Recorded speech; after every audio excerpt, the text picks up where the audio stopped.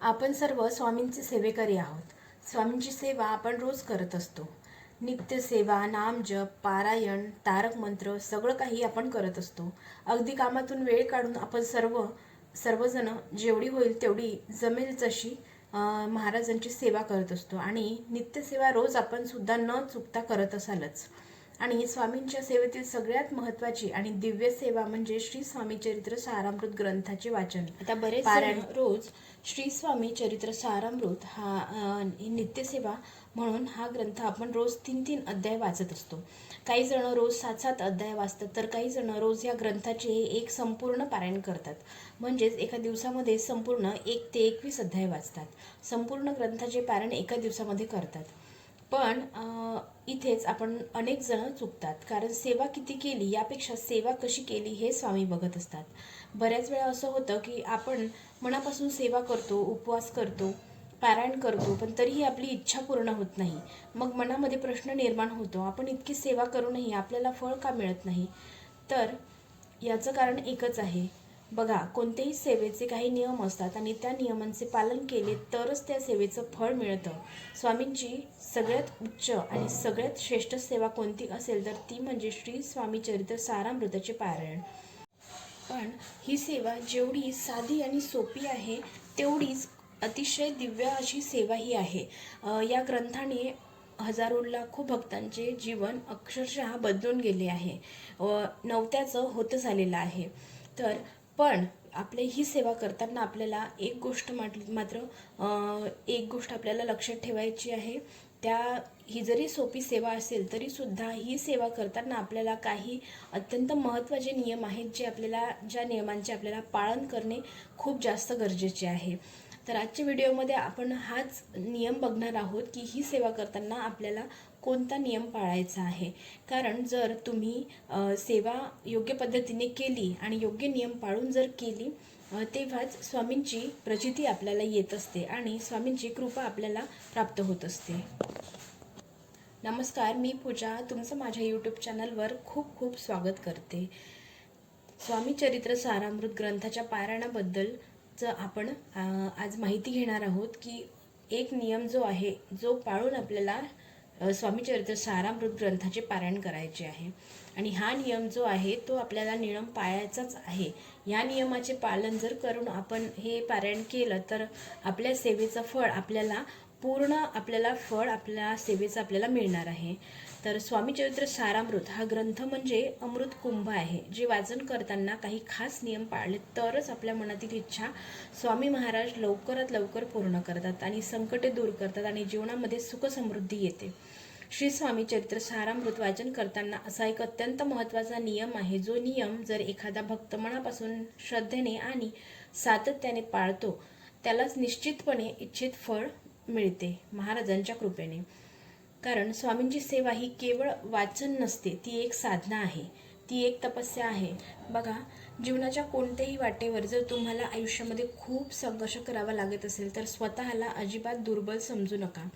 उलट स्वतःला नशीबवान समजा.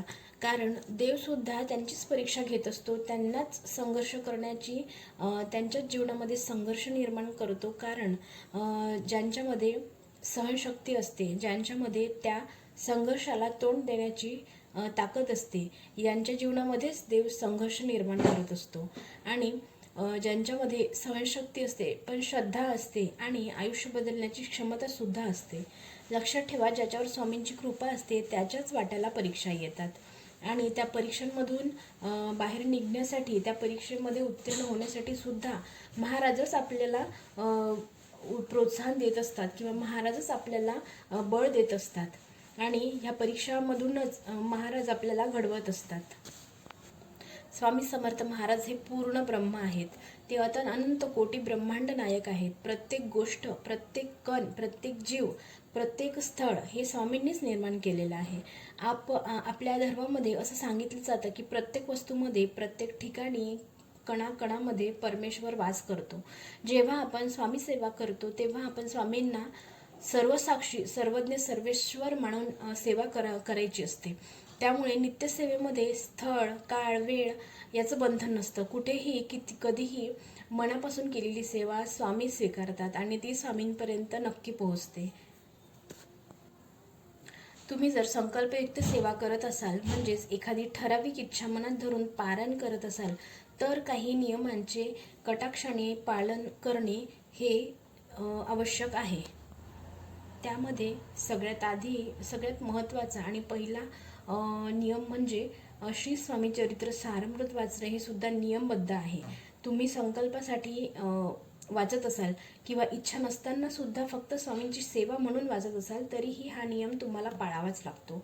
महाराष्ट्रातील प्रत्येक घरामध्ये, ज्या घरामध्ये स्वामी चरित्र सारामृताचे पारायण केलं जातं, त्या प्रत्येक घरात हा नियम पाळणं अत्यावश्यक आहे. जर हा नियम पाळणं शक्य नसेल तर फक्त वाचन करून काहीच फायदा होणार नाही. स्वामी चरित्र सारामृत हा ग्रंथ अमृतासमान आहे. अतिशय दिव्य असा हा ग्रंथ आहे. संकटात सापडलेला माणूस, दुःखात बुडालेला जीव, आजारी शरीर, कर्जात अडकलेले आयुष्य या सगळ्यांसाठी हा ग्रंथ एकमेव आधार आहे. बघा, हा ग्रंथ वेगवेगळ्या पद्धतीने वाचता येतो. पोथी एकच असते, अध्याय सारखेच असतात, पण संकल्प वेगवेगळे असू शकतात, इच्छा वेगवेगळ्या असू शकतात. कोणतीही सेवा करत असताना श्रद्धा आणि संकल्प हा महत्त्वाचा आहे. संकल्पामुळे आपण सेवेशी बांधले जातो आणि स्वामी स्वतः त्या सेवेला पूर्णत्वात नेतात. तर या ग्रंथामध्ये 21 अध्याय आहेत. रोज 3 अध्याय वाचले तर 7 दिवसामध्ये 1 पारायण पूर्ण होतं. रोज 7 अध्याय वाचले तर 3 दिवसामध्ये 1 पारायण पूर्ण होतं. रोज 1 अध्याय वाचला तर 21 दिवसामध्ये 1 पारायण पूर्ण होतं. आणि एका दिवसामध्ये संपूर्ण 21 अध्याय वाचले तर 1 दिवसीय पारायण पूर्ण होतं. इच्छापूर्तीसाठी तुम्हाला अशा पद्धतीने 7 पारायण पूर्ण करायचे आहेत. संकल्पयुक्त सेवा करत असताना पारायणाच्या दिवशी किमान 1 माळ तरी श्री स्वामी समर्थ मंत्राची आपल्याला करायची असते. या षडाक्षरी मंत्राचा जप करणं आवश्यक आहे. शक्य असेल तर 11 माळी करणं अत्यंत शुभ. त्यासोबत तारक मंत्राचे एकदा पठण करायचे आहे. त्यानंतर येतो तो सगळ्यात महत्त्वाचा नियम, ज्या नियमाबद्दल आज आपण या व्हिडिओमध्ये बघणार. तर तो नियम म्हणजे कोणतीही सेवा करत असताना मांसाहार पूर्णतः वर्ज्य असतो. मांसाहार करून केलेली पूजा, केलेली सेवा कधीच सफल होत नाही, याचा फळ मिळत नाही. जर घरामध्ये रोज मांसाहार होत असेल तर नित्यसेवेचा पारायण करू नये. पारायण करू नये. जर कधीतरी मांसाहार होत असेल तर त्या दिवशी सकाळीच वाचन करा आणि त्यानंतर देवघराकडे फिरकू नका. आणि जर घरामध्ये सतत मांसाहार होत असेल तर फक्त गुरुवारचा दिवस निवडा. त्या दिवशी घरामध्ये मांसाहार पूर्ण बंद ठेवा. त्या दिवशी 1 दिवसीय पूर्ण पारायण करा. हे अत्यंत फलदायी ठरतं. बघा, हा एक जर नियम तुम्ही कटाक्षाने पाळला तर स्वामींची कृपा नक्कीच आपल्यावर होत असते आणि आपली पूजा ही सफल होत असते. तुमच्या मनातील इच्छा सर्व लवकरात लवकर स्वामी महाराज पूर्ण करतात. श्री स्वामी समर्थ चरित्र सारामृत हे केवळ ग्रंथ नाही तर भक्ताच्या जीवनाला दिशा देणारे अमृत आहे. या ग्रंथाचे पारायण केल्याने मन, शरीर आणि आत्मा तिन्ही स्तरांवर सकारात्मक बदल होऊ लागतात. सर्वात पहिले म्हणजे मनशांती. आजच्या धावपळीच्या जीवनामध्ये आणि चिंता, ताणतणाव, टेन्शन, डिप्रेशन, भीती यामुळे मन अस्वस्थ होतं. तर चरित्र सारामृताचे पारायण केल्याने मन हळूहळू शांत होतं. निगेटिव्ह विचार आपले कमी होतात आणि अंतर्मनामध्ये स्थैर्य निर्माण होते. एक पॉझिटिव्हिटी आपल्यामध्ये येते. आणि दुसरं म्हणजे सेवा करण्याची शक्ती. स्वामी समर्थ महाराज सांगतात, संकट ही शिक्षा नसून परीक्षा असते. नियमित पारायण केल्याने संकटाकडे बघण्याची आपली दृष्टी बदलत असते. संकटांना सामोरे जाण्याची आपली हिंमत वाढत असते. कोणतीही अडचण आली तरी आपलं मन डगमगत नाही आणि योग्य मार्ग आपल्याला महाराजांच्या कृपेने लवकर सापडतो. तिसरे म्हणजे गुरुकृपा प्राप्त होते. पारायण हे केवळ वाचन नसून गुरुशी जोडले जाण्याचे साधन आहे.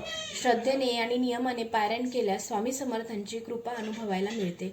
अडकलेली कामे मार्गी लागतात. योग्य वेळी योग्य निर्णय घेण्याची बुद्धी आपल्याला मिळते.